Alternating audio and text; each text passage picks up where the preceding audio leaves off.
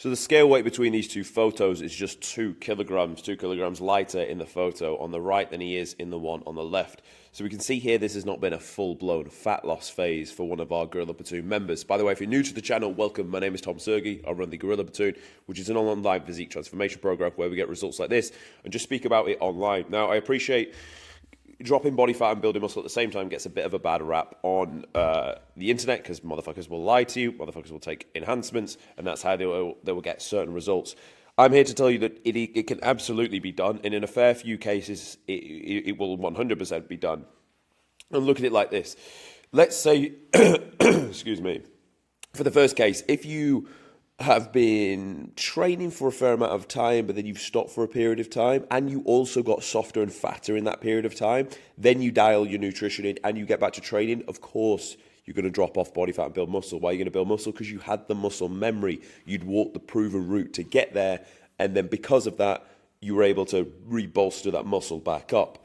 The same way, like you pull off the body fat, it's going to showcase more of the muscle. Now, I had another member on this on the channel that we spoke about many of times. When you're brand new to training, you guys are very responsive to training stimulus. It's like the first time you ever take a medicine for something, it gets rid of it very, very quickly. Look at like training stimulus is like, when you've not trained for a while, you go back into the gym, train hard, your DOMs are like 5 days long. You're like, holy moly, I can sit on the toilet seat without experiencing the pain. That's what training stimulus feels like for a new lifter for a long, long period of time. There's just constant growth.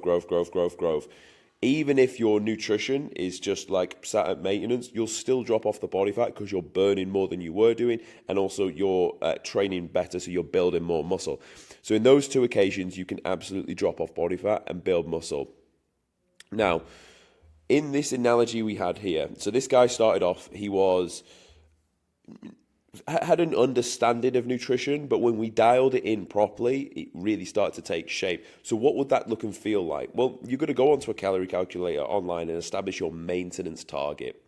From the maintenance targets, you're going to sit just below it at 200 calories. Do not put yourself in a massive calorie deficit, because if you want to build muscle, you're going to need what? You're going to need fuel to drive performance in the gym. If you take your calories and specifically your carbohydrates too low, you're not going to have that luxury. You're not going to train as hard as you could do. When I say this guy was relentless with his training, he was relentless with his training. Like, did not miss a single beat. Trained like an absolute savage. And like, you're not going to stick muscle on the way he did if you don't train hard. He was doing specifically a 5-day training split in the gym. Then he was also doing like CrossFit WOD style trainings as his cardio. Normally I just go with lighter amounts of cardio. This guy was like, had found the bug for training again and was doing that on the side as well. So knocking off like a very like good session a day, maybe even sometimes 2 a day. This guy's also a British paratrooper, so like deep down at his core, he is a fit athlete that can work very, very hard. And by the time we finished the plan, he was getting like record times on his. We do like events where you'll run with a pack on, and you'll need to do that with a certain distance with a pack on, and he was PBing those times. So really, really top work from what we saw here. Now, when it comes to your nutrition, set it up in a way that it's going to keep you full, but not going to keep you overeating, shall we say. Now, the way you do this is utilize fiber. So with all the meals, make sure you've got a solid amount of vegetables, and if it's a sweeter meal, you've got berries with it. Use things like oats. It'll pack out the diet as opposed to things like breads. Use things like white potato, sweet potato, as opposed to rice. Again, just more fiber. It will pack out the diet for you. You want to have the perception that you are eating more, even though you're technically not, but fiber will be a secret weapon for you.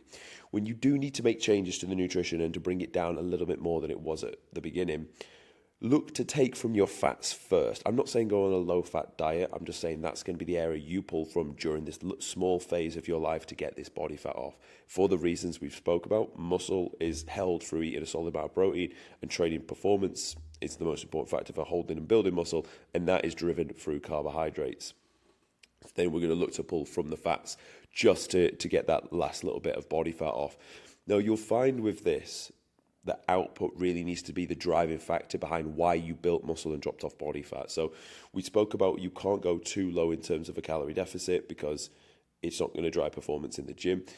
Now, so if we're going to keep food a bit higher, your output needs to be higher. So you need to be doing daily cardio. You need to be walking 10,000 steps a day. You need to be training 5 days a week, very, very hard, progressive overload, beating what you did the time before. And that's all it's really about. Or are you taking the muscle to failure? Are you giving it a reason to be stronger than it was the week before?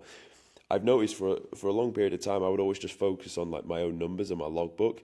But having had a training partner with me for the last like 4 months, the gains have been like very, very good because your ego will take over. You'll move as much load as you possibly can, even to the point where like I'm starting to understand now that form is important, technique is important. Don't fucking hurt yourself. But if you could get an extra 2 reps with a little bit of cheating out there, I would probably rather see you do that because it's not like that's going to accrue no stimulus at all on the muscle. It is you're taking it beyond failure than what you could do. Now again, don't be like so outright ridiculous that you're just not even using the working muscle. I'm not saying that, but I'm saying like I'm all up for good form, and for reps like 1 to 7, they should be like inch perfect. But as you start to push in your failure reps, your form's going to break down a little bit. And I don't want you to stop because it feels hard, and you're just using the fact that form's going so we can't push harder. No, like not training hard enough is the main reason you won't build muscle. Training like a savage is the main reason why you will get jacked. You have to train hard, like you really, really do. Like every session wants to be war when you get in. You cannot be in there tickling weights. I can't stress this enough. A body recon of building muscle, dropping body fat is built on your output. It's built on your ability to train hard. It's built on your ability to do cardio and steps. You can start off light cardio to begin with, heart rate 120 to 130, and start with 20 minutes daily, push that to 30 minutes daily, 40 minutes daily, because that's what's going to help you burn off the body fat. And then right at the very end, just to showcase and get the abs to pop, then you start to pull from food to get that midsection just a little bit sharper and a little bit crispier. And this period should only take anywhere from like 12 to 16 weeks. It depends like how soft you are and how much muscle that needs to be accrued. And then after that point, you can just sit at a maintenance and then maybe push into a slight surplus just to keep you in a space of driving performance in the gym and beating what you did the time before. So from my experience with this, it can absolutely be done. You can drop off body fat and build muscle at the same time. But unless you are brand spanking new or a detrained athlete, which I would argue this guy was a little bit detrained, then ultimately you're not going to achieve the result. Now I'm just going to leave you with one disclaimer before you go.